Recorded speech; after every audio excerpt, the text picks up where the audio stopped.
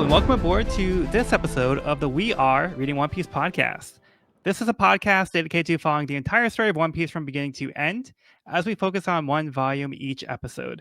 We keep the discussion spoiler-free for new fans of the series, so this is the perfect place to follow along, whether you're new to the series or just want to revisit the world of One Piece with us.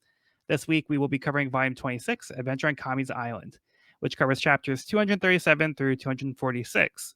My name is Joel, and I'll be your host. And joining me today, we have Sean. Hey, this is Sean. And we have Evan. S.O. He's picking up quick. Yeah, so somebody's excited to get into Skypiea finally. Yeah, it's been a little bit of a hiatus. Life's been a little busy for all of us. So we appreciate your patience. And we all have a lot going on, but we do this in our free time for fun. So we want to try to be as consistent as possible, but just things happen sometimes. And before we actually do get into the episode, I want to issue an apology because all of last episode I kept referring to Cricket as Noland, and nobody corrected me, and I'm ashamed of myself for for not catching myself, because as I was listening back to it, I'm like, oh, okay, maybe it's just a one-time thing, and nobody kept doing it. So. I mean, I didn't even, yeah. So I'm sure other people have noticed, but I just want to point that out. So hopefully I won't be making that mistake going forward. It's that all chestnut head. Yeah. Yeah, it's just like they look so similar, But anyway, let's get a quick overview from last volume, just to kind of refresh our memories. The Straw Hats met Mont Blanc Cricket, the descendant of the infamous Noland the Liar. He believes his ancestor really did find gold and has spent his life searching the depths for the missing gold. Cricket and the Monkey Mountain Alliance brothers agreed to help the Straw Hats get to Sky Island. They explained their best chance is the knockup stream to get up to the Emperor Cloud, which was expected to line up tomorrow. Cricket remembered that they need to find a southbird in order to make sure they are traveling in the correct direction to find the knockup stream, so the crew headed into the forest to find one, while the Alliance worked on outfitting the ship with wings. While the Straw Hats were in the forest, Bellamy and his crew attacked Cricket and the brothers, taking their gold. When the Straw Hats returned to find their friends beaten, Luffy headed back to Mocktown to take care of Bellamy. Luffy made quick work of Bellamy, knocking him out in one punch. Elsewhere, Ace met Buggy while the world government met to discuss Crocodile's replacement for the 7 warlords. Shanks sent an envoy to meet with the strongest pirate in the world, Whitebeard. The Whitebeard refused to read the message out of spite, since Shanks didn't bother to come in person. Shanks prepared to head out to meet with Whitebeard himself. Back at Jaya, Luffy returned with the gold, and they headed out to find the knockup stream. As they're about to head up, the stranger Luffy met in Mocktown turned out to be Blackbeard, who had a sight set on Luffy's bounty. The Straw Hats managed to escape using the knockup stream, leaving Blackbeard behind as they look forward to the adventure on Sky Island. So a lot was going on. A lot. And we're finally in the Sky Island. And then just one more tangent before we get there is going to be the next part of the cover story. Wapple's Omnivorous Rampage Volume 2, I Eat Trees. Wapple eats a tree.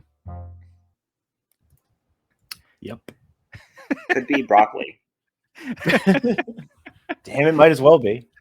I don't think Wapple would be that nutritious. Yeah, real food? No thanks. Yeah, much more likely it's not food. Yeah, so there's gonna be a little trend there. So look forward to that.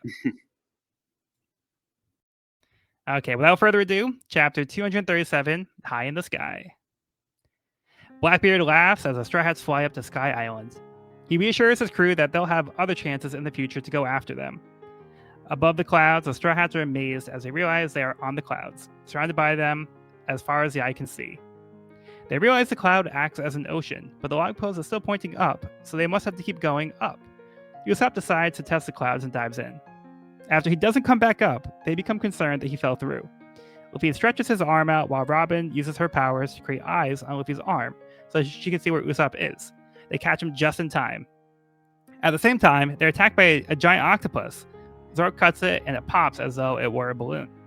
It seems as though the sea creatures have adapted to living in the clouds. Off in the distance, Chopper sees another ship explode as it's attacked by someone skating on the clouds. The attacker makes his way to the Mary and easily defeats Luffy, Zoro, and Sanji, who have not yet adapted to the thinner air. Luckily, a warrior calling himself a Sky Knight fends off the attacker.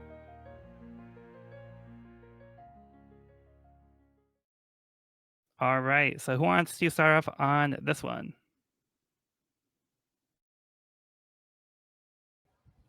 I would request that Evan does, because I am experiencing some slight technical difficulties again. All right, It Evan, you've should been be selected. manageable. I know.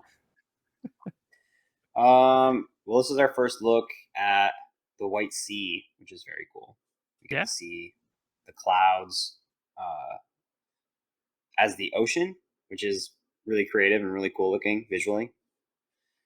We also, after Usopp makes a pretty careless dive into the unknown, just like went for it. We see Robin use her abilities to she actually creates an eye to see, which is pretty wild. That was the first time we saw her create an eye. We've always seen her create limbs up till now. Yeah. So being able to create an eye, and she was able to see Usopp and grab him, like that was pretty cool. And cool teamwork with Robin and Luffy. Yeah, that was really smart because she creates like the eyes along Luffy's arm. So as Luffy's arm is stretching, like she can see far in and kind of guide Luffy based on like how far he is to see where Usopp is. So that was really creative and clever. Quick thinking. Very cool. And you also see she kind of mimics Luffy's ability when her arm branches off of Luffy's arm. But instead of like one long stretching arm, it's an arm after arm after arm after arm that just like reach out. Yeah, that was really cool. So we get to see some more of Robin's devil I abilities. I love there's a little sound effect for each whoop whoop whoop whoop as each arm extends from the next one. Like, yep. Pretty cool. Yeah, and then we get the reveal that the sea creatures or cloud creatures are filled with air, pretty much, or like mostly like hollow. Yeah.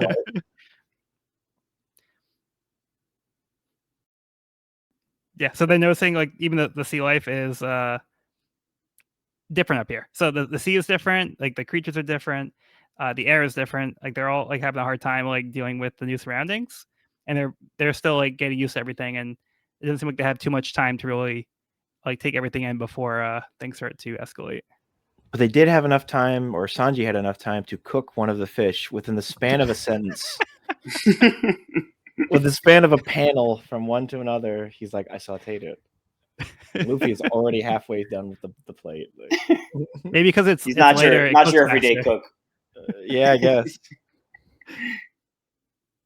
Yeah, the scales are like feathers.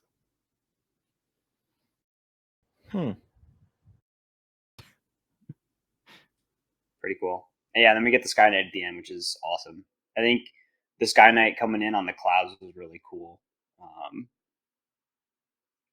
With that like big mask on. Right? Or was it a shield? Oh, yeah, it was a mask. Well, there's the Sky Knight and there's the thing that attacked them. Whoever's the guy that attacked them has the big mask on. The Sky Knight has. Oh, like, yeah, helmet, sorry. Yeah, sorry. Yeah. Well, like the character design for both of those right characters is really awesome.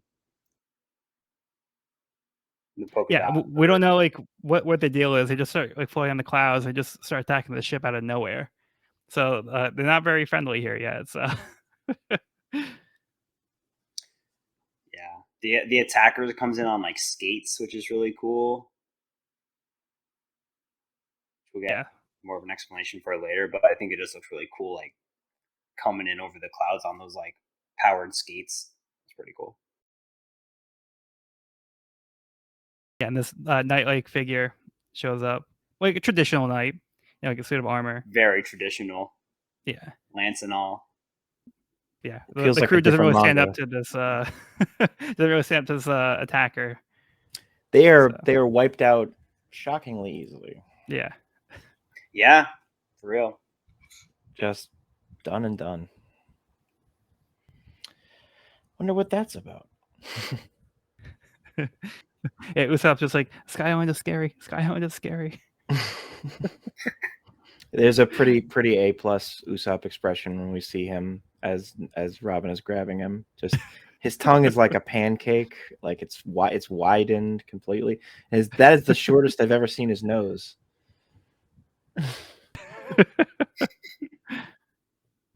Though also Usopp surprisingly yoked, like pretty swole, based on that we see his abs and stuff. A little bit, yeah. Yeah, not bad. He's been hitting the gym with Zoro. Yeah. Yeah, right. Their workouts are equal. There's something in my pants. Yeah. I think that about covers it. Just about. Yep. Okay. Ready to move on? Ready. All right. Well, you get the next part of the cover story. Wapple's Omnivorous Rampage Volume 3. I eat lamps. Wapple eats a lamp. Oh, I could. Should I take over from here? Okay, so let's get Sean's summary for the next chapter. Yes, chapter 238, Heaven's Gate. The Sky Knight confirms that the masked attacker has been driven off, and we take stock of the Straw Hats. Nami is shocked by how easily Luffy, Zoro, and Sanji were defeated, until Robin suggests it was because of the altitude causing the air to grow thin. The Sky Knight confirms this, asking if the crew are blue sea people. He explains that they are in the White Sea now, floating thousands of feet above the blue, and that there is yet an even higher level above them. Luffy and Zoro claim to be adapting to the atmosphere already, much to the Knight's disbelief. He explains that he is a soldier of fortune and offers to protect the crew from the White Sea's dangers for 5 million X-tolls. The crew has never heard of this currency, which leads the Knight to ask if they got here by island hopping. Luffy is flummoxed, but Nami comes to realize that there is an alternate, less risky method for ascending to the White Sea. The Knight is impressed by the crew's bravery and affords them one free whistle, which, when blown, will summon him from the clouds to save them from danger. He reveals that his name is Gonfor, as well as his partner's name, Pierre, a bird that can transform into a flying horse, albeit a very odd-looking one. After Ganfor leaves, the crew eventually decides to sail towards a waterfall-shaped cloud. They find some very squishy and bouncy clouds along the way before finally finding a way to a gate by the waterfall cloud. A sign lists it as Heaven's Gate. A small, very elderly-looking angel, quotation marks, meets them by the gate, suggesting that they should pay 1 billion X-tolls per crew member if they wish to pass through. But when Nami says they don't have any, the crotchety angel simply says they can pass, much to Usopp's shock. She warns them, however, that she is not a gatekeeper or a guardian, and the choice of whether to pass without paying is entirely up to their own. When they confirm the decision to pass through without paying, a giant lobster grabs the merry-go from below and begins to carry the ship and crew high above. Meanwhile, the old lady angel seems to report to her superiors, the omnipotent Kami and his vassals, that 7 people have illegally entered Skypiea and that heavenly judgment is to be rendered upon them. Smirk. That does not sound ominous at all. Not at all. It's going to be smooth sailing from here. I love Amazon, this crotchety little old lady who tends the gate. So good. It's a plus Usopp face. We could just leave. He's so surprised. I love the scene just before that when they reach Heaven's Gate and they come to the conclusion that they're all dead. Yes, that we're just in heaven. Yeah, He's like, we're all dead. I always wanted to. I'm finally going to heaven.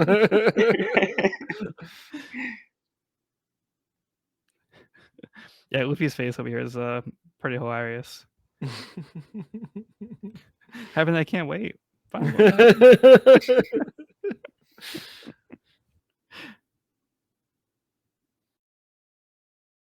Yeah, so we're introduced to like this concept of a different type of currency that we haven't seen before. So up to this point, we've only heard of berries, but they're asking for X-tools up here. Asking in like I mean, maybe again, there's some currency like there's 100 yen is almost equivalent to like $1 here, $1 here. So in America, so by asking for this many X tolls, in theory, it might not actually be that expensive. But I get the sensation that these are grossly inflated prices for a reason. Yeah, I think we'll get the currency exchange rate later on in the Yeah. volume, so we can have Yes. better context for it. Indeed. But we're getting like just the concept here, which is just kind of further showing that they're not Kansas anymore. And like this is like such a like a technical answer. It's like, remember, this is your choice. You decided to do this. You sure you want to do this? Like, yeah. It's like a little screen pops up like, are you sure? Are you sure? Please hit to confirm. Are you sure you'd like to accept all charges? Sure. Yeah, sure. Yeah, it's like not reading the terms of service and you just go all the way to the bottom, just like yeah, whatever, accept. We get a little geography lesson as well. We kind of start to get introduced to like solid cloud versus sea cloud, if you will. Indeed. But it looks really fun. I mean, Luffy's having a ball on that cloud and like a trampoline. Like that looks really fun.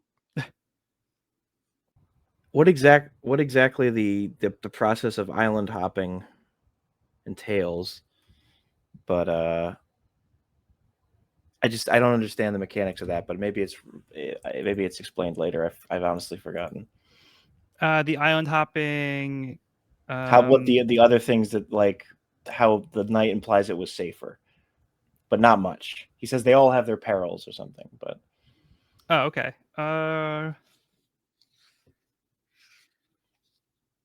Yeah. So towards the beginning of the chapter, like, so he's the one actually who asks them for X-tools, in exchange for the whistle. Yep. And then he's surprised by like their bravery, by taking such a dangerous route to get up here. So as a reward, he essentially gives them the whistle, as a gift. But yeah, then he says that there are other ways, and Nami asks about there's another way to get up here, and island hoppings are more than one island in the sky. Yeah, so he says, "Don't tell me that you rode that beastly sea current." So people with such courage still exist, huh? And he said, "Did you lose any crew members?" No, we all made it. So the route's different. They all have their perils. Knife upstream is one of them. The gambles where either everyone makes it or no one does. So it seems like there are other routes that might be perils where, like, the ship itself will probably make it, but there might be some crew members that don't make it along the way. They might be attacked by something. It's not really too clear here. Yeah, it doesn't really go into detail. Yeah, just something I was curious about. But at least we have Pierre to soothe our feelings that, oh right, yes, like, do they expect, like, I don't know. Pierre already looks like a weird bird. It makes sense he's gonna look like a weird horse, in my opinion. But Pierre the I appreciate Pegasus. Nami's optimism, but something seems off. Yeah, this whole PR transformation is so funny because like the reactions to it and like how ungraceful he looks from what you would expect. So this whole thing, it just cracks me up. So yeah, he's a bird. Because it's hardly a transformation at all. It's just like the same exact character, but a horse instead of a bird. Yeah, so Pierre is a bird that has the power of the horse root. So I'm thinking like the Pegasus version must be like maybe like the hybrid form, because it's like an in between stage because he still has the wings from Right. being a bird. But yeah, I don't know if we see the like a confirmation of that. That's my best guess here, is that must be like the middle form. So you think that's a hat? I think it's that. I think he's wearing some kind of like a costume. yeah. Although it's hard to tell because like the wings look like they also have like the polka dots on them. Yeah, maybe he is just like a polka dot bird. But either way, like he's so goofy looking, but he's so great. It's pretty great. I mean, shit. I'd handle some goofiness if I had a flying horse. With polka dots. You get like that silhouette where it looks like he's gonna be cool for a second, and then like the reveal, they're not impressed. Who says something seems off? Is that I think it Sanji? might be like Sanji. Oh, that's funny. It could be all of them.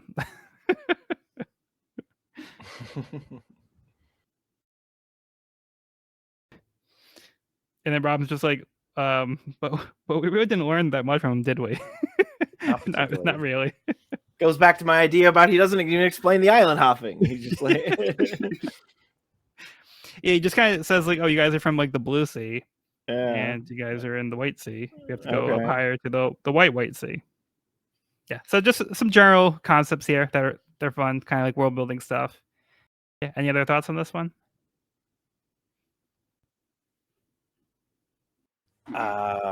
I'm glad Luffy did not immediately blow the whistle. That would have been awkward. Yeah.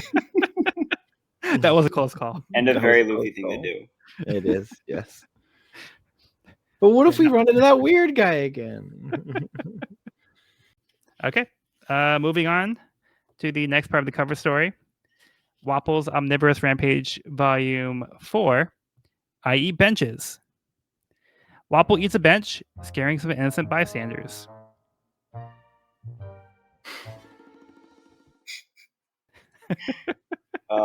This is creepy. Because it looks like he transformed into a bench and pretended he was a bench and waited to get sat on and then scared these people. Yeah, that's exactly what he did. It's messed up. God damn it, Wapple. Some part of me appreciates the sheer pettiness of that. It's like, I eat benches. Yeah, that's great. All right, let's get Evan's summary for the next chapter. All right, chapter 239, Angel Beach. As the merry-go goes spiraling up the famous Lobster Express of the White Sea, the Straw Hats spot a sign reading Godland Skypea. As they reach the entrance, they spot an island and sail to its shores, which is also made of clouds. As they begin to explore this fascinating new world, they hear the sound of music which brings their attention to what appears to be an angel playing the harp. Her name is Canis, and she lives in Skypea, informing them that they are on Angel Beach. As Canis begins to answer the Straw Hats' many questions, her father arrives on a cloud scooter called a waver and proceeds to crash into the beach.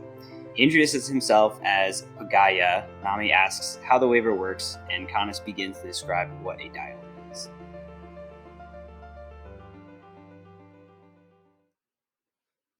All right. But we don't get that explanation until the next chapter. I wonder what the next chapter is going to be about. Yeah, we'll get there.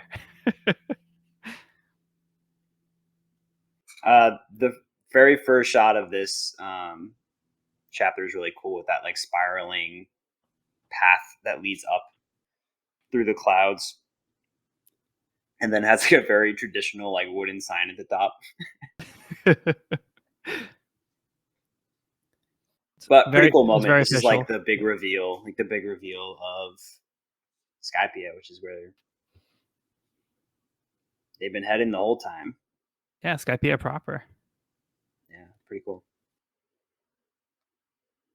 Yeah, we see like there's actually like there's like an actual town here. There's like buildings and stuff. So this implies like a civilization of sorts. It's very cool.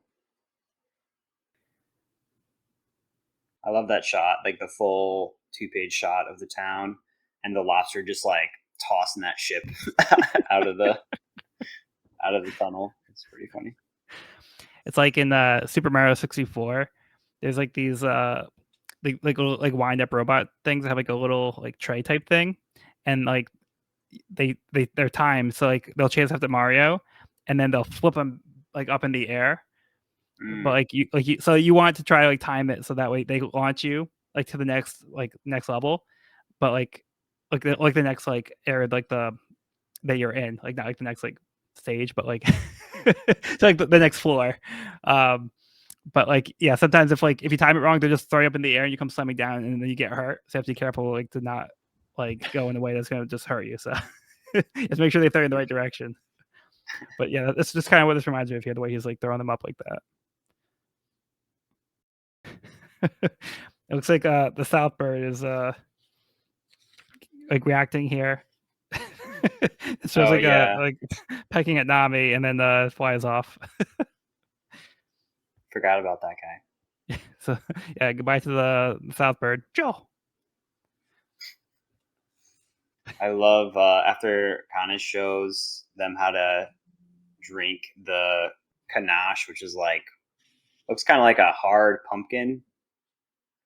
Like every shot after that of Chopper's just like chugging on the fruit. Did you guys see that? Let's see. Like on the same page that Conus and her Cloud Fox are introduced. There's a Chopper just like staring and chugging, and then on the next page, he's still doing it. So funny. Yeah, that's funny. And it's cool. I feel like we're seeing that like a lot of the characters that seem to live here have angel wings, so they really are kind of like angels, or seemingly. Yeah. So kind of playing into that like heaven theme.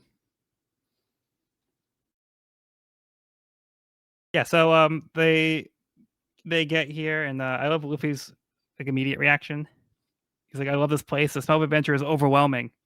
So he's just like completely like kid in a candy shop. He has like a sense of like adventure here. Yeah. And they'll just kind of check out the scenery and stuff, and like kind of just like looking at these flowers, and then they find like you said, they find like the pumpkin like thing. Konash.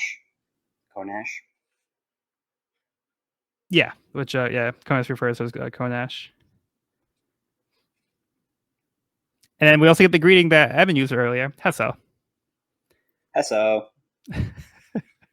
So that's how they say hello up here.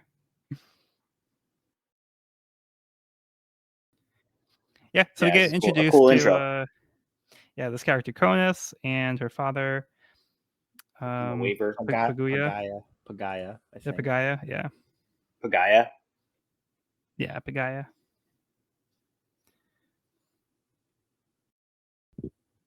They seem friendly. Yeah, they certainly do. Unlike the first people that they met that like attacked them. And then we get introduced to the dials, which we're going to get more details on. So yeah, this is the first mention of a dial. Ah, yes. And Nami ties back to what Nolan mentioned in the diary about a waiver. So Nami is able to recognize that that's what this was referring to. It's kind of like a little jet ski type thing. Yeah, I think sweet. Cloud Vespa. I guess it doesn't have a seat, so it's more like a scooter. Yeah, it's kind of like a scooter. Yeah, that's accurate. But it's cool. Hey, you guys ready to move on? Ready. Yep. Okay, Wapple's Omnivorous Rampage Volume 5. A town makes a great snack. Wapple starts eating everything in sight. Well, that escalated quickly. Yes, sure did. The trees and the benches just didn't satiate that appetite. Yeah. What a menace. Yeah, right? He's just so like, I don't know. He's just so pettily evil. It's just like, he's not like, evil's not even the right word. He's just a giant dick.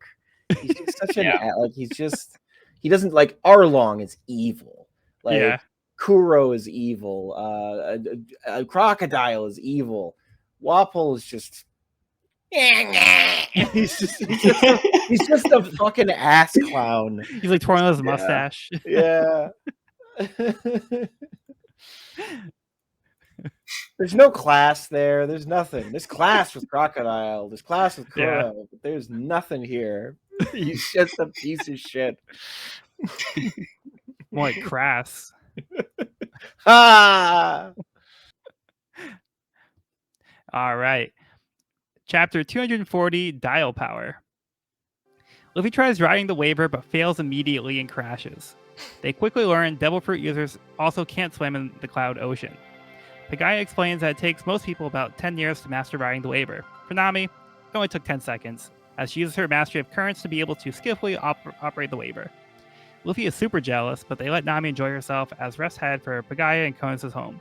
Along the way, Pagaya explains the different types of clouds, elaborating that there are clouds that make up the ocean and the solid clouds that make up the islands, which they can produce themselves. At their home, Konos introduces them to different types of dials, which are shells that have different uses like recording sounds or producing light, fire, or wind, the latter being what powers the Waver.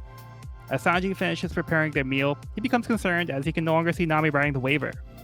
Konos realizes that they forgot to mention that nobody is allowed to enter the sacred land known as the Upper Yard, the domain of the Kami. Unfortunately, this is exactly where Nami found herself. Dang it, Nami. Whoops. All right, let's start with Sean on this one. I gotta admit that giant. I'm not a big lobster fan, but that big old stuffed lobster, that is a chunky boy. It looks pretty nice.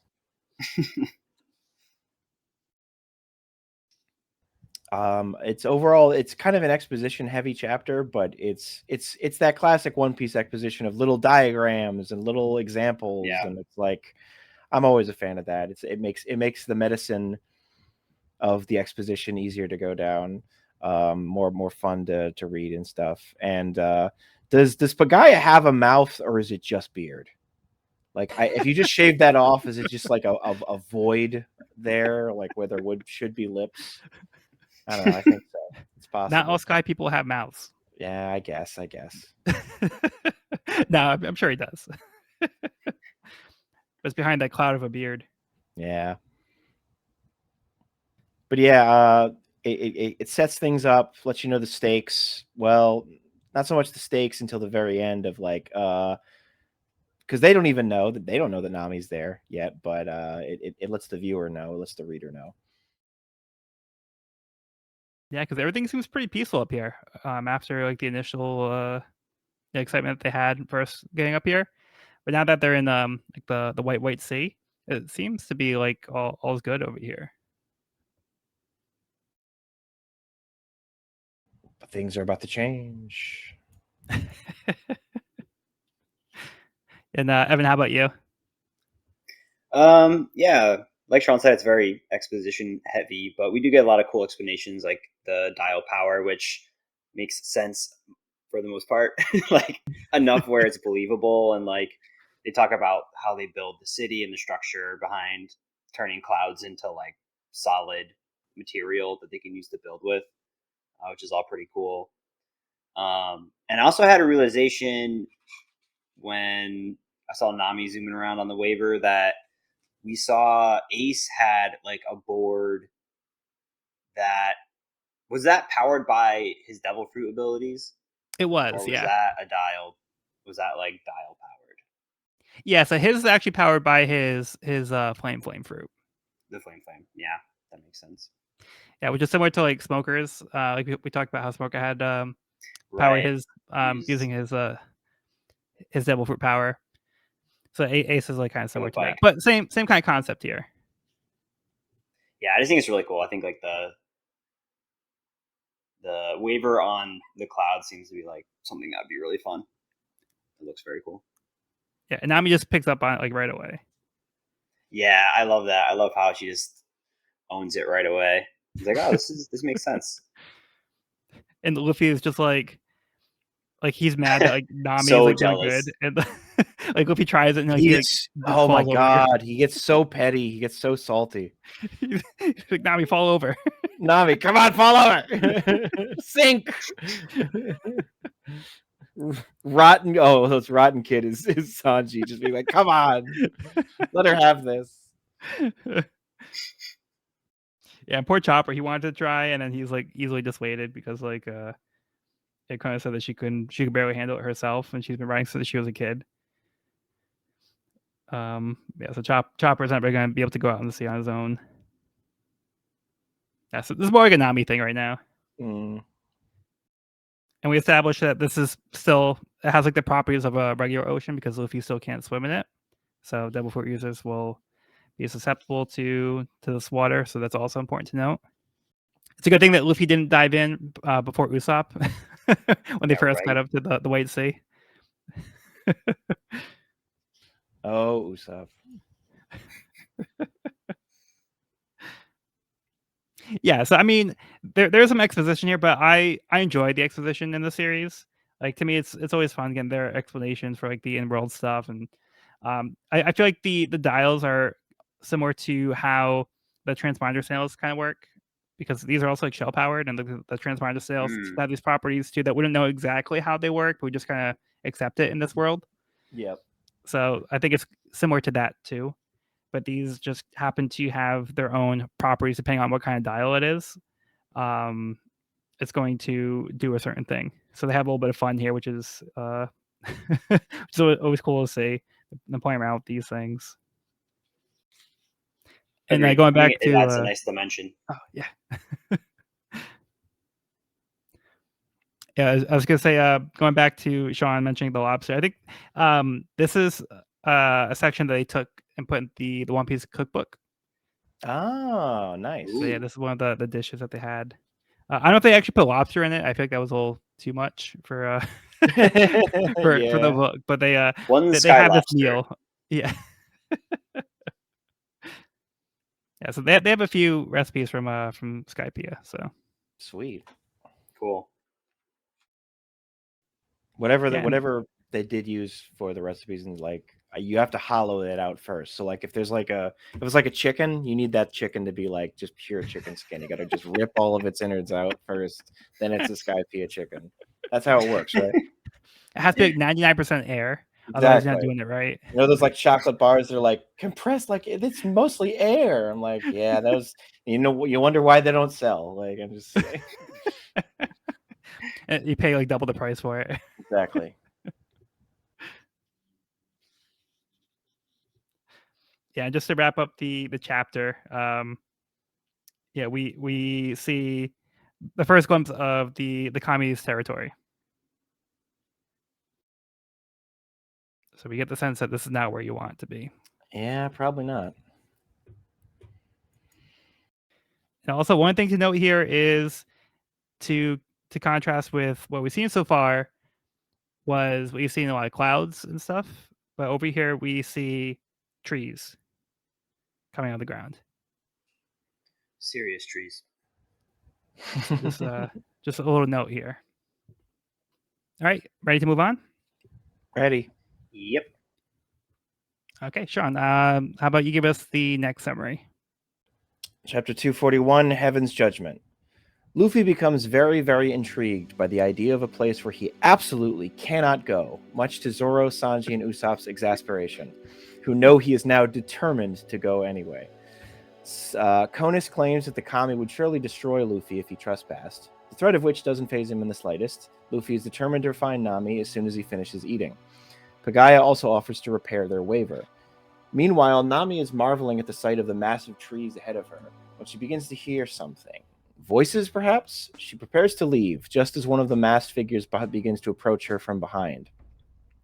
We then cut to a scene inside the massive forest, where a man is being chased through the trees, begging for help as he runs. One of his pursuers whistles, summoning a massive dog.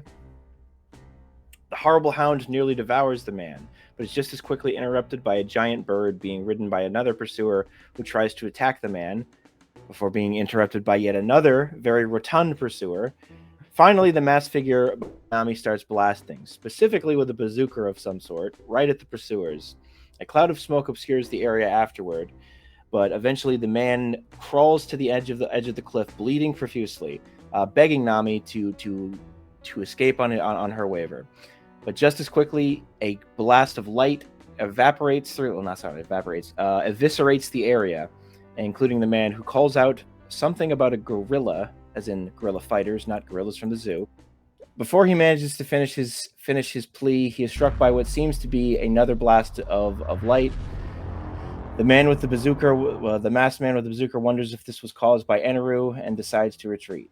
The three pursuers, as well as the fourth man, seem to actually be allies, as they are seen discussing casually about the instrument. The fourth man informs the rest that 7 illegal trespassers from the Blue Sea have recently entered their territory. Nami is eavesdropping upon the discussion, and realizing the trespassers are none other than herself and her crewmates, she fears the same fate may be awaiting them too. Back on Angel Beach, the police force of Skypiea, the White Berets, arrive, led by the very flamboyant Captain McKinley, to investigate the illegal trespassing incident. When they arrive at the shore, they notice a ship. Luffy, who is working along with Pagaya on the waiver, sees them and wonders who they are.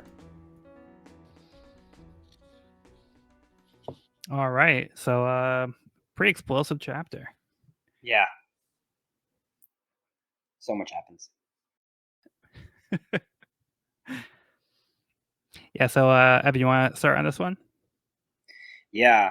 Right off the bat, I love, and Sean said it really well in his description or summary. We get Luffy literally like, he's like, I see a place I absolutely cannot go, huh? And then it shows a communal thought bubble of Zoro, Sanji, and Usopp being like, he's gonna go there. He's gonna go. I love that. I thought that was so well done. That was so perfect. I completely understand that I cannot go there. I understand that. Yep. I love that. That was a great sell. And then we get a brief glimpse at all of these, this like motley crew in the jungle. A lot of characters are partially introduced here. It's kind of hard to keep them straight, really. Yeah. It's happening so quickly and jumping around. Yeah, no formal introductions quite yet. Yeah.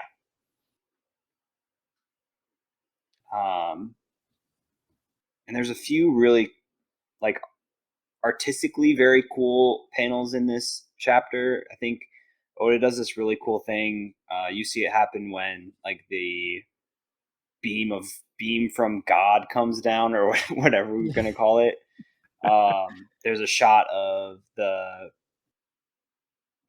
runner, the person who's getting pursued, and it's just like really stark shadowing, which I think looks really cool. And we see it a couple times in this volume. And even on the next page, like when the explosion goes off, like Nami's face and the gorilla's face is like really heavily shadowed. I think it just like looks really cool and kind of gets the point across of like how intense and bright the beam is.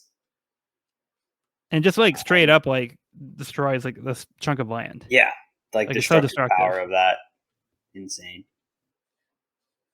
But visually, I think it did a really good job. And then it kind of leaves this cool like silhouetted charred frame for our crew of villains who we, like I said, I feel like I don't really know much yet. We just kind of got glimpses, so, but they seem powerful and formidable. Yeah, and we get the first name drop of Eneru.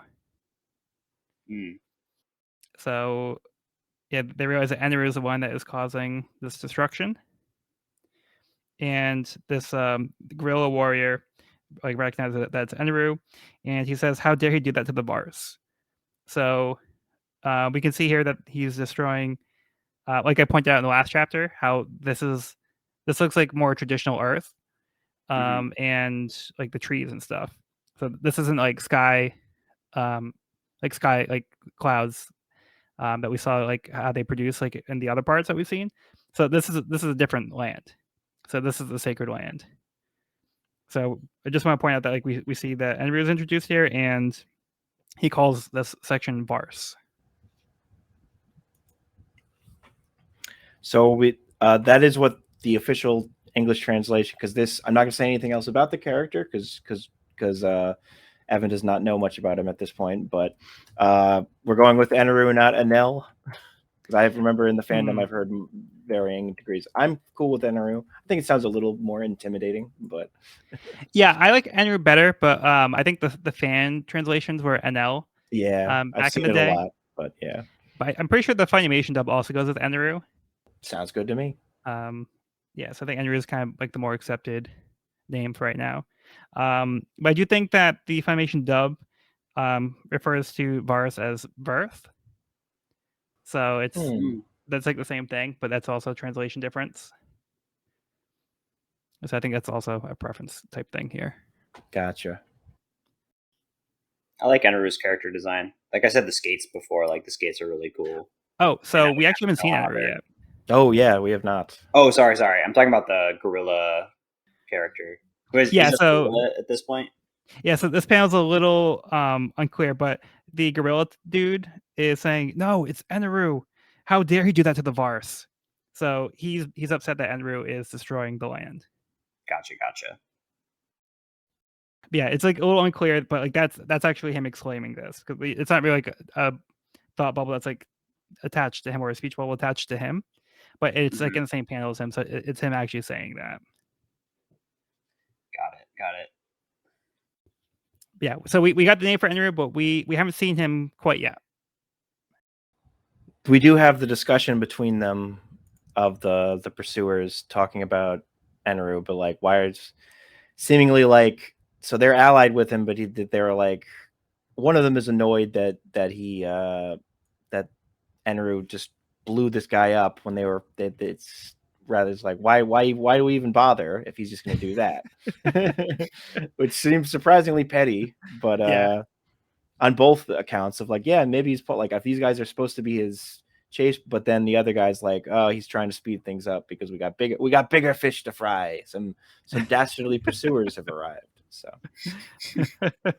yeah, so they're all kind of like fighting over like to be the one that caught this guy, and then in the end, it was none of them. It was Eneru. But now we find out that the Straw Hats are on Eneru's radar. So either way, Eneru's already aware of them. So that's also unsettling.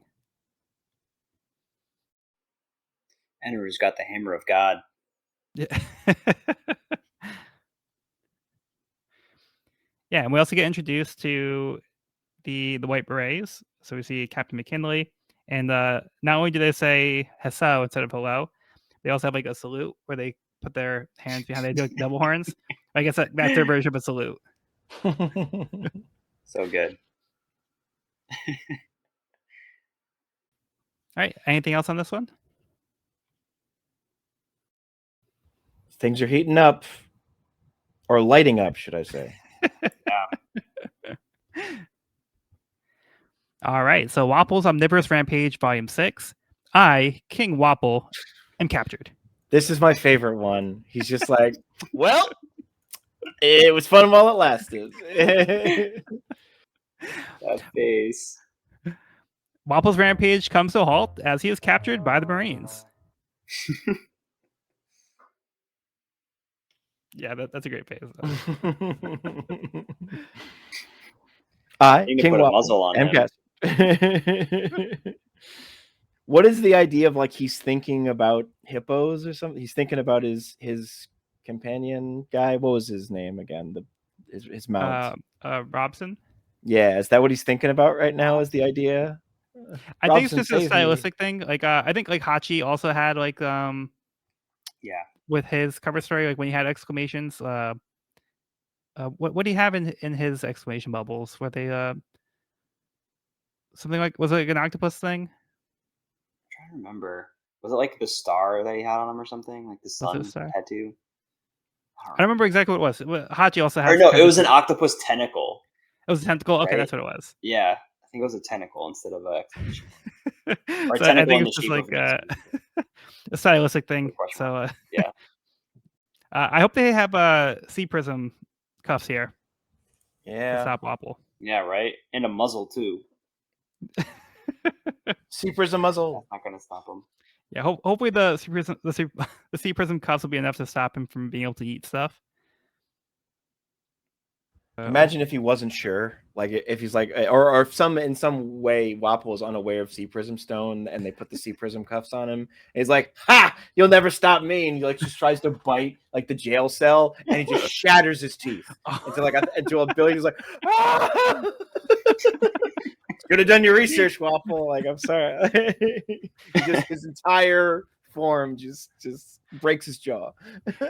He would probably have to like get back to like his regular form without the C prism, and then eat the teeth again, and to get them to regrow. Exactly. But I think he could undo it if he ate his own teeth. Yeah. He would too. He would absolutely do it. All right, let's move on to Evan's summary for the next chapter. All right, chapter 242, Class 2 Criminals. The White Berets stealthily sneak up on Luffy, while the rest of the Straw Hats board the merry-go to look for Nami. Captain McKinley identifies them as the 7 trespassers from the Blue Sea. He gives them the option to pay a fine of 10 times the entrance fee to wipe their record clean. Nami, who is quickly approaching on her waiver, hears this offer and counters with a flying cloud scooter to the face. This counter is not accepted, and Luffy and Nami make a run for the merry-go. Captain McKinley names the Straw Hats exiled to the clouds, which is really not as fun as it sounds. While the White Berets take aim and shoot arrows, which form a stream of cloud that their comrades skate on to attack Luffy, Luffy surprises them as he uses his Devil Fruit abilities to evade. Then Luffy uses this cool new move called Gum Gum Fireworks to take them out.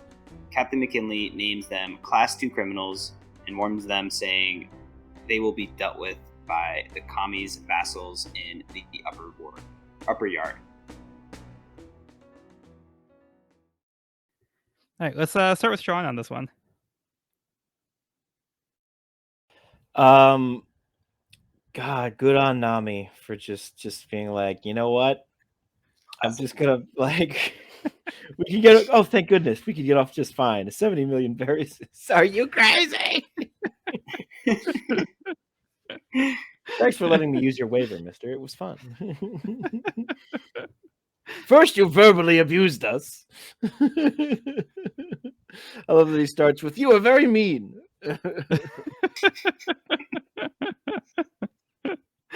And like, I'm sure they're dangerous, but I can't take an attack called Milky Arrows seriously. Well, they're pretty cool. Arrows was cool. I know. Yeah, their attacks were cool. They are cool, but they got to come up with a better name than that. It does look like they're using dials on the end as their arrowheads. Yeah, very cool. Another use of them. Yeah, that was awesome. With them like skating on the cloud with their daggers out, and that's pretty cool. Why are we so poor? As your captain, I have to say this: you guys spend too much money.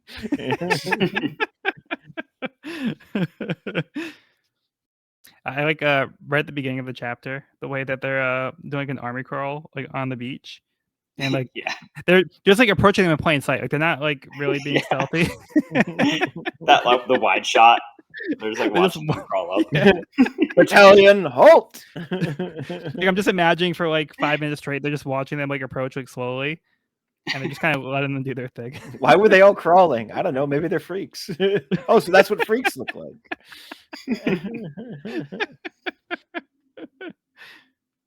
That old snitch. Yeah, so they mentioned that the Amazon took pictures using a vision dial. So they were able to take photos of them. So you can see the dials come in handy in all sorts of ways. And we do get the conversion rate for the Exels to berries. Yeah, it's a bit steep.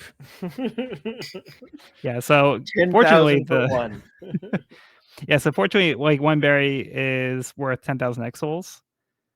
Oh, I reversed that. Okay, so it is actually okay. But it's still steep though.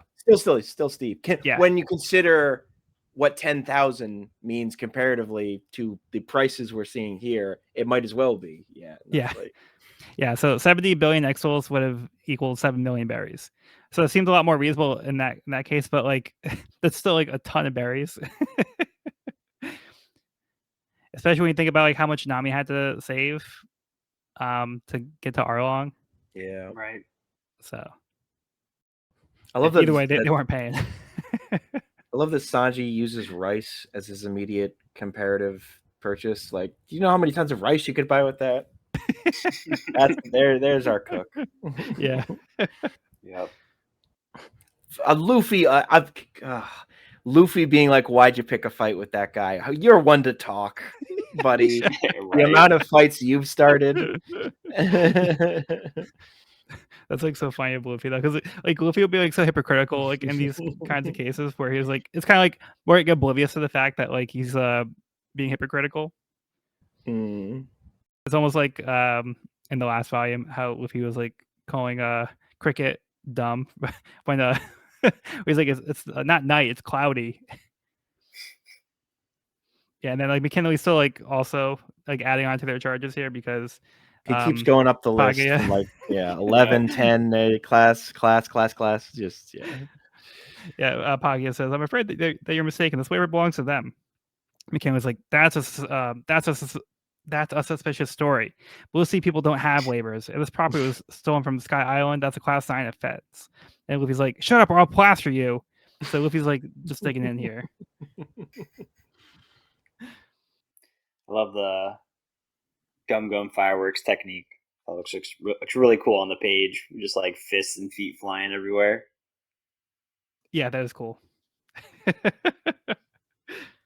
Almost looks like a koosh ball. Just made out of limbs. Very effective too. But they seem to be aware of devil fruits, so they must have devil fruits up here too. And it seems that Sanji, Zoro, and Luffy have gotten used to the air up here because they're able to handle the braze. Or it could be thanks to Usopp, who allowed them to win thanks to his Formation B strategy. I think that that master was technician. Chopper's impressed. Yeah.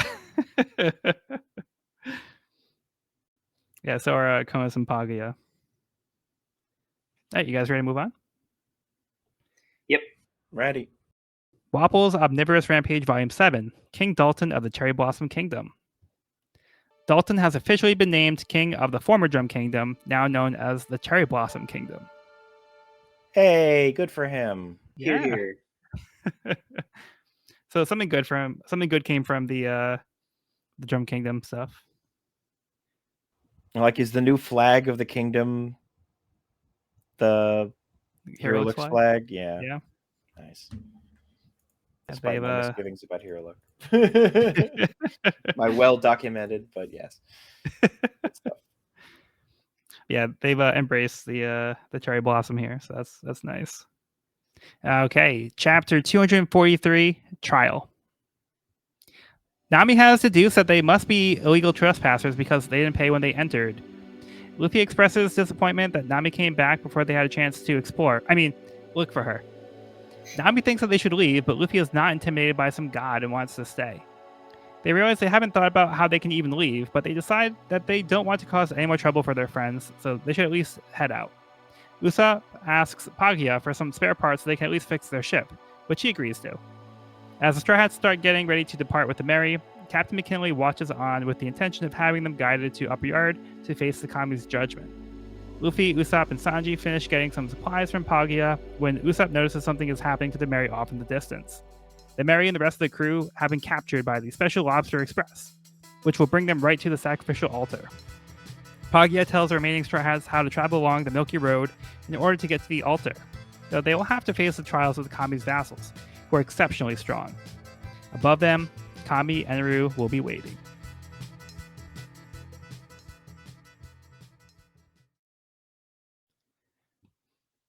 All right, so let's start with Evan. Cloud's End sounds ominous.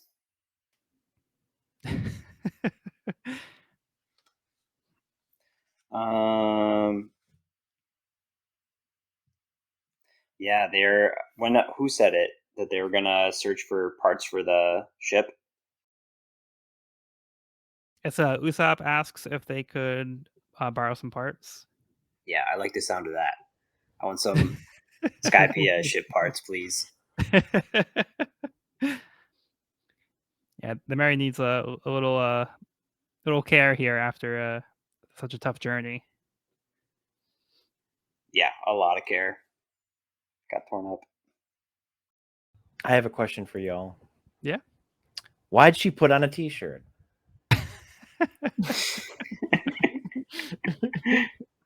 That's all Sanji cared about. We know Sanji's asking that, yeah. Oh wait, what was the name? Oh my gosh, the bento box that he gives Kanis is called Love is a Dilemma. Falling for an Angel bento box. That was solid. Yeah, so this causes the party to be split up. Yeah. I guess you'd say, yeah, I'm kind of like a second captain. Everyone calls me Captain. That special lobster express is intimidating. That is the most. It is real scary. Scary looking lobster. And just like the god on the forehead looks like even more intimidating. Yeah. It's like the lobster god has arrived. Can't we beat up the lobster? Why'd you put her shirt on? Are you still saying that? That one track mind. I love the amount of detail put into this like one little map that's like kind of just for this one little exposition scene. It's just like, god damn. Yeah. Ode to the goat for a reason. Yep. Luffy's ready to clobber. Like that. More than usual. I appreciate Zoro's immediate dedication to just, I'll stay with the ship. I'll take a nap. No, I mean, I'll defend it. But...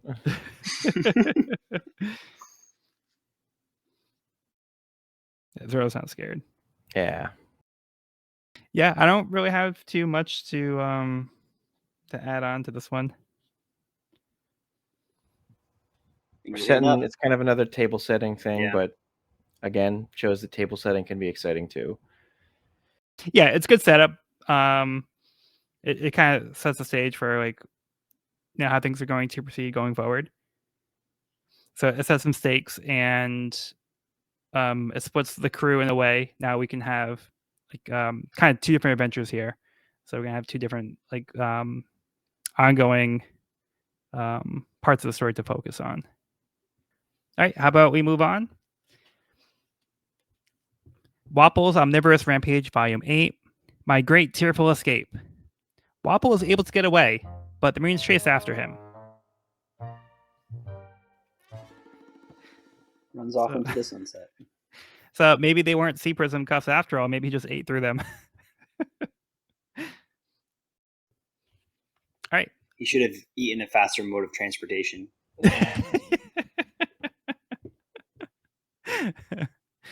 Where's Robson when you need him? All right, let's get Sean's summary for the next chapter. Chapter 244, S.O.S. Konus takes Luffy, Sanji, and Usopp to the city of Angel Island, but something's fishy. They notice that the citizens try to avoid them or regard them suspiciously because they are considered criminals. While walking on the street, they come across a statue that serves as a symbol of Varth, the idol of the citizens of the sky. But as they leave the city to head to the port, McKinley is seen following them in secret. Upon arriving at the port, Luffy gets very excited by all the strange-shaped boats, but is otherwise disappointed when Konus presents him with the ship they actually will be taking, Karasumaru. After getting directions on how to reach the Milky Road, again, Milky, Luffy notices Konus is trembling in fear. After some light interrogation, Konus shockingly reveals that taking them there could be a trap. Instead of Instead of letting them rejoin the rest of the crew, and she caves in, despite the other citizens warning her from the street, and admits that she was the one who called for the Super Express Speedy Shrimp, fearing that if she didn't, her own life would be in danger. But the hearts of the Straw Hat crew grew 3 sizes that day. For seeing her cry and beg for forgiveness, Luffy scolds her for not for betraying them, but for revealing the truth to them and putting her life on the line once again. Just as Luffy finishes this sentence, a huge lightning bolt comes from the sky right on the spot he and Conus were standing. Once the smoke clears up, the citizens mutter about what happened, and one claims that no one can escape the god Eneru's wrath. But it was a fake out. Fortunately, Conus and Luffy were saved at the last minute by the Knight of the Sky, our friend Gonfor, who is apparently the previous god of Skypiea.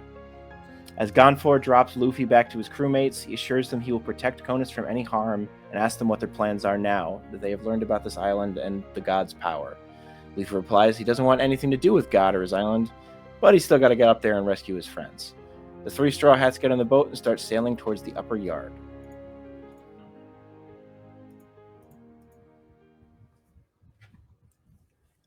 Got ourselves a rescue mission. Tonight there's gonna be a jailbreak.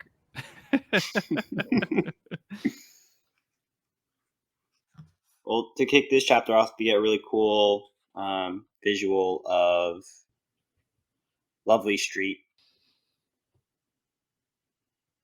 and like kind of an idea for Angel Island's like architecture and kind of cityscape, which is cool. Yeah. It's kind of cool how like the clouds are floating, so there's kind of like walkways going up almost like floating hills, which looks very cool. Yeah. Too Yeah, bad it's cool that they were able everyone's to make this like full like city like on top of the clouds. And they use like the clouds to create like the different levels in height. And, like you're talking about, like they're connected by like these bridges. Yeah, so nice little designs here. Yeah. I love when they reveal the Karasumaru boat and Sanji's like, a crow, why not a seabird?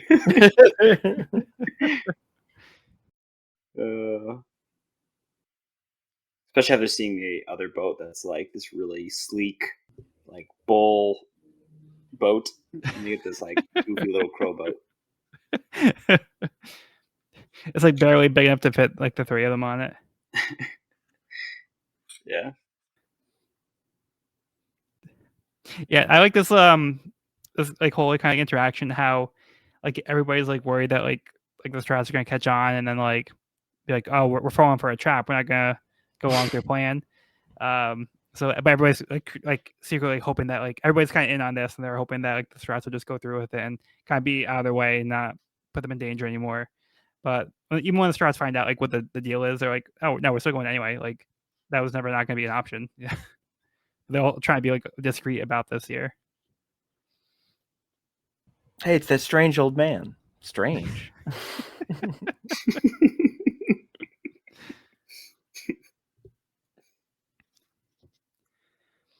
But yeah, like Luffy has like this good perception and recognizes that Conus is scared about something, and like Luffy's concerned about her.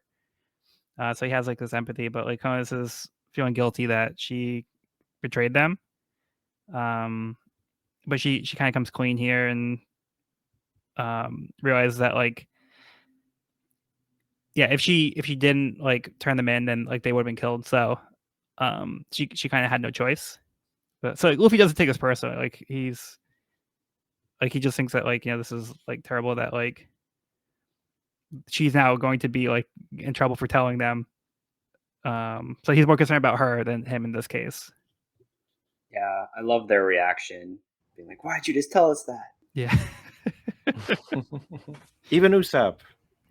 Yeah. They all got it. No, that was cool. And then on that same page, you see the shading I was talking about earlier when like the beam of light happens, and there's this like really extreme shading. Like the panel's like blown out. I think it just like looks really cool. Yeah, it's like blown out.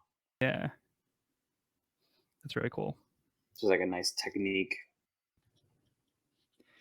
Also, there's a little detail here and the sounds. I'm not going to really say more than that.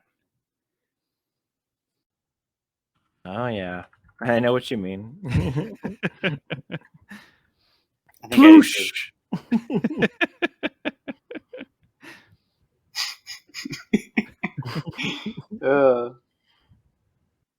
Are you talking about what Luffy hears right before? Yeah, I'm just pointing out that there's some onomatopoeia on the page. I love Luffy's face when he saves Kanis from the beam. Just like Yeah. all teeth. Yeah. He's got rubber teeth.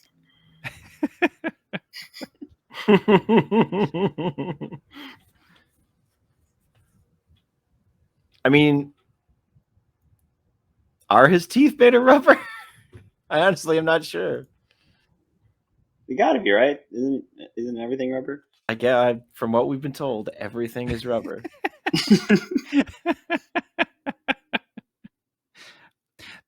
That's the kind of question that should be in the SPS. Yeah.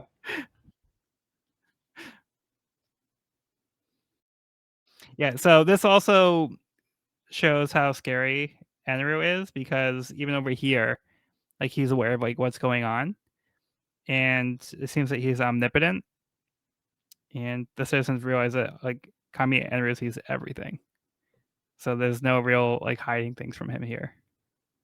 Yeah, and then we also get this reveal of Gonfor. Yeah, that was a cool reveal. Yeah. Yeah, Konos asks for him to come back, Kami. They didn't even have to blow the whistle, right? No. Not. Everybody gets one. Everybody gets one. Well, they already got one. Okay, we get 1 + 1.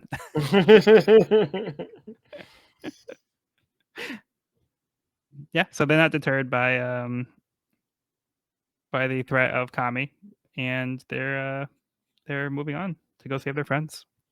Unfortunately, they still take the crow boat. Should have stolen the bull boat and all the. Yeah, this one's got more personality. It does have more personality. It's got a little umbrella and everything. All right, let's move on. Move on. Wapple's Omnivorous Rampage Volume 9, King No More. Wapple has hit rock bottom as he settles in a junk heap with discarded toys and furniture. Wapple hits rock bottom as Rock hits his head. Yeah. Good riddance, you jerk. And the dog is literally peeing on him.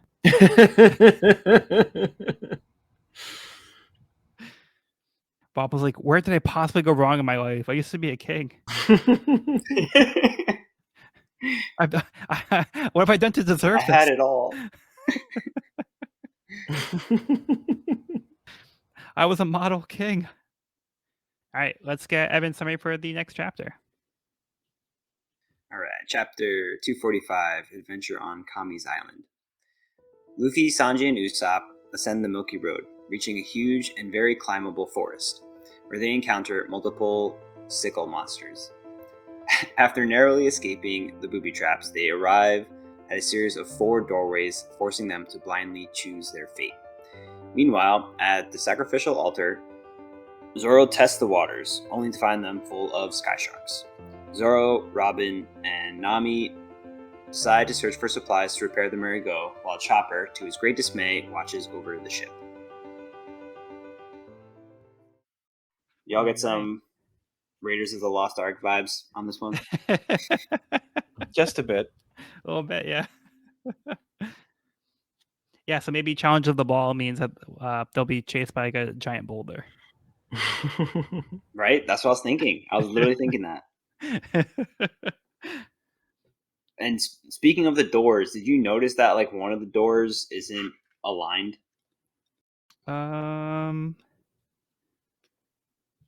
Like, so the door that they choose is the one that's like not lined up with the other ones. I'm not sure what you mean. if you look at the way they're framed, like there's a head in front of the 3 doors, and then the challenge of the ball door is like off to the side, and it Oh, like I see what you doesn't mean. Oh, like from in it doesn't terms like of like fit into the it design. doesn't the symmetry is kind of off. Yeah. Right. Okay. I see what Symmetrically, you it doesn't mean. fit. Yeah. Like the other 3 are where they should be, and that one's like off to the Well, side. what can you say? I mean, Oda is a terrible artist. I'm not surprised. No. That I one thought was there was just more to it. I'm like, is this part of the riddle? Like, what's I going don't on? think so, but yeah, I totally see what you mean. As you say it. Yeah. yeah. No, that Like, was you just can a see recent it in both addition. shots, like the close up and the from far away. Yeah, so they used to only have 3 challenges, and they added a 4th one on like after the That's fact. what it looks like. So yeah, they're just kind of like, well, we'll just throw it over here. Yeah, that was not the original design. Got a new team member, need a new door. Yeah, so we see the 4 different challenges that they could possibly face: the challenge of the swamp, challenge of the iron, challenge of the string, and challenge of the ball. I don't know what I would have picked. I think ball would probably be the one that I think does sound like the most Yeah, like the least I dangerous agree sounding with one. that logic. Are y'all a little nervous with this crew going into the puzzle solving chamber? Yeah, without Not the crew's like sharpest minds, I would Nami, say. yeah, without Nami and Robin, they're fucked. Yeah. Oh, I also noticed when Zoro is fighting off the cloud shark, sky shark. He's got goggles on. Has he had goggles on the whole time? No. No, he Or just just- has goggles. He has them on for like the rest of this volume. He sure does. Yeah, He so I had think 'em at in the his first pocket. panel he puts them on. So Wait, in the first panel he does? no, I think this right here is the first panel where we actually see him wearing the goggles. I gotcha. Oh, I like how everybody's freaking out. They think that Zoro has gotten gotten eaten, and now he's like, he's not coming up. Did it eat him? And Chopper's like, what? Zoro's been eaten. And Robin's just like, if he'd been eaten, the clouds would have turned red. God damn. That's a gruesome thing to Gruesome but say, true. Robin. Yeah, so again, like Robin having the more like morose like reactions to things. Yeah, we see the altar that they've been brought to, and the Mary is sitting on top of the altar. It's not even in the water anymore. So yeah, the Mary is up on top of the altar. Shows how huge the altar is. Yeah, huh? Who keeps those torches lit? That is the question. I like how Zoro's plan is to go find the Kami and have a talk with him. Yeah, and then Chopper's Nami's realization. like, "Okay, No, go ahead. no, you first." I was just gonna say Chopper's realization that he's alone on the altar guarding the ship. That was hilarious.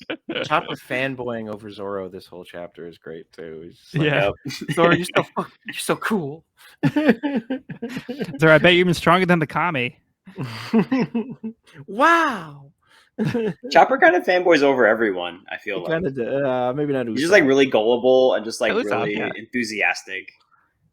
Yeah, just before like because Usopp was saying that he came up with the plan that they used to win, and Chopper's like, wow, that's amazing. You know what? He is. It's pretty great. He's like the Hype younger man. brother who like looks up to like all the older siblings. Mm-hmm. If you know what they say. If you get lost, stay where you are. Then why course, don't you? Yeah, of course Zoro's gonna be going off on his own. The person who should not be going anywhere. It's also it's the most like Zoro's face is usually angry, determined, or tired, and like the heh little smirk he does in the panel where he's like, "Sorry, but I don't pray to the Kami." Above that Yeah, is really good. yeah. And then Nami is praying, "Dear Kami, I don't know this guy." Like Nami is just deathly afraid of the Kami. Her eyes are berry signs. I mean, she's seen the power. Zoro hasn't, right? Not yet. No. I don't think so. No. But we end on the Nami's almighty. the only one in this group that's seen the beam of death.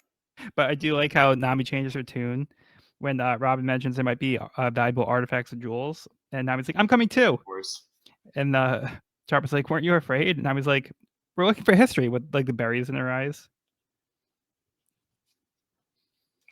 And then Chopper alludes to seeing the berry eyes. Yeah, It's not the first time that Oda's broken the fourth wall like that. Yeah.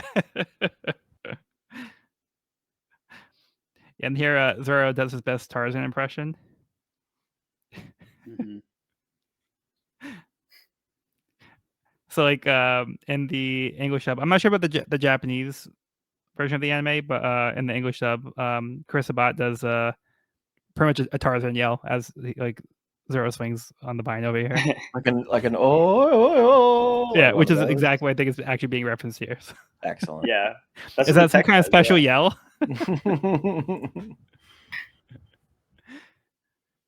That's awesome. Yeah. So this chapter ends where pretty much everybody except for Chopper has left the ship to go have their own exploration here. They'll be right back, and he has things to do. I'm in more danger than they are.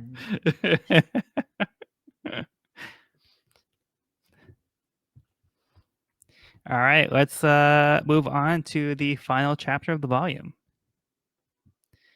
Chapter 246, Satori, Vassal of the Forest of No Return. As the Karasumaru reaches the entrance to the trials, they debate as to which one they should take. They decide to take on the challenge of the ball, thinking this one may be fun and the least dangerous. After passing through the tunnel, they exit off a giant cliff, but luckily land back on the Milky Road. They notice they are surrounded by tons of spheres made out of clouds. Luffy and Usopp start to play with one, but to their shock, a snake comes flying out of it. Not wanting to deal with more snakes, Sanji tries kicking another ball away, but explodes on them. Kami's vassal, Satori, reveals himself, explaining that each ball is a surprise cloud, so you'll never know what will happen when you touch one. Luffy tries to punch him, but is surprised when he predicts that Luffy can stretch and dodges. He knocks Luffy off the boat with an explosive palm. Then he predicts Sanji's attack, knocking him off as well, followed by Usopp. Satori introduces himself to them as the vassal of the Challenge of the Ball, who rules over the Forest of No Return. They better hurry up and defeat him, as their only way out of here is traveling down the current.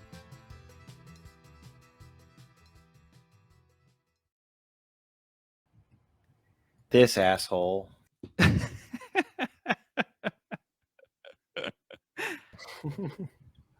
Yeah, so it sounds like they probably didn't really have any good options when it comes to the challenges, so they just kind of had to pick one and hope for the best. Seems like it. I love the first page of this chapter with the like really contrasting black and white shots of each villain's face. Yeah. It's pretty cool. It's like a silhouette almost. Yeah, that's nice. And then we go right into them. I love how they're like contemplating while in the tunnel, like, what if there's just a cliff and we fall off the face of the world and plummet to our deaths? And they come out on the other side and just go flying off a cliff. And that reaction, what page is it?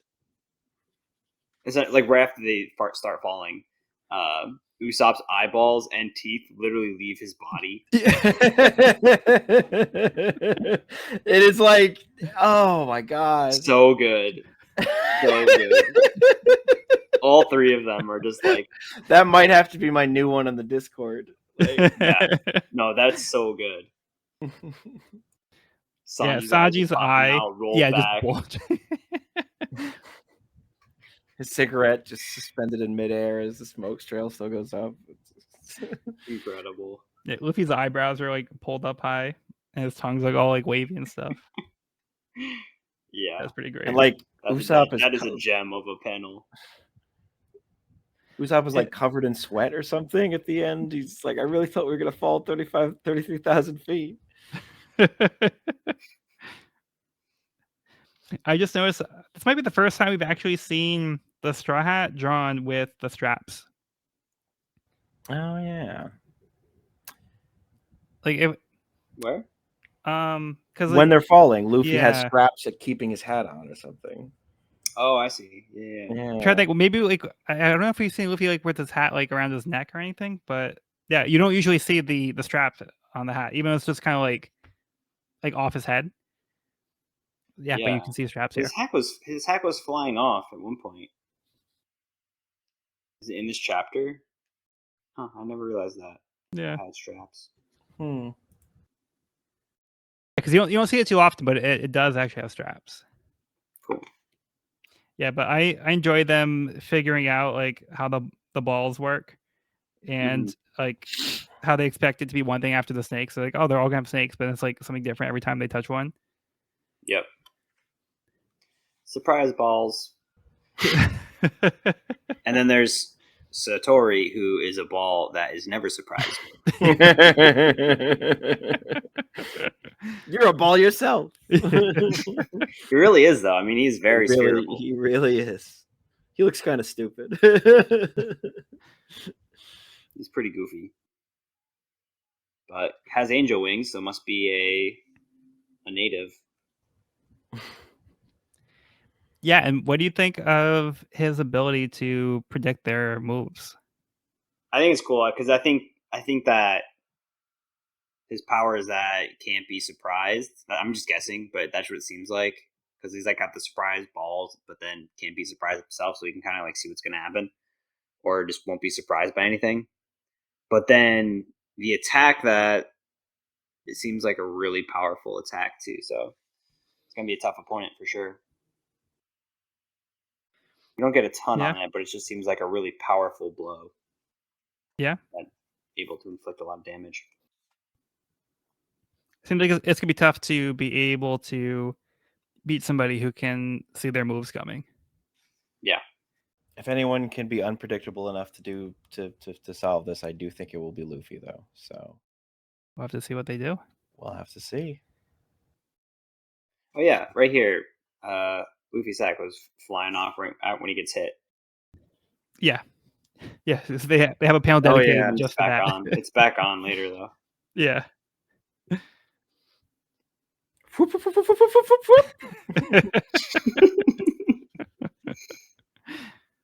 Good stuff.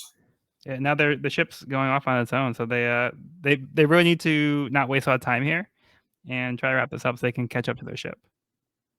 Oh, the other thing I loved about this was the very last panel. Only 10% survived the forest of no return. So isn't it more like forest of probably unlikely return? Unlikely return. Yeah. Well, we don't know if they returned. We know that they got past this point, but we don't know if they ever returned from. Oh, gotcha.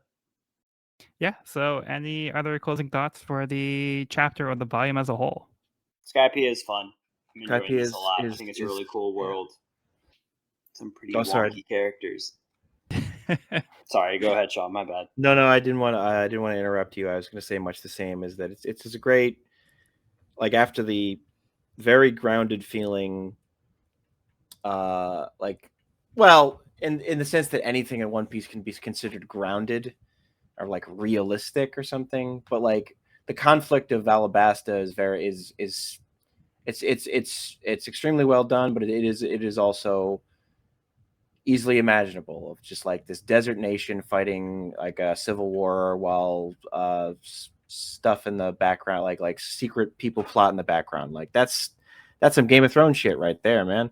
But Skypiea with this, like, we've got a god who could just blast you out of the sky, and then we've got all these weird sky fish and it's like, this is bananas bonkers. Like comparatively, this makes Alabasta so far look like an episode of Columbo, or just like it's just like very grounded, down to earth, just like.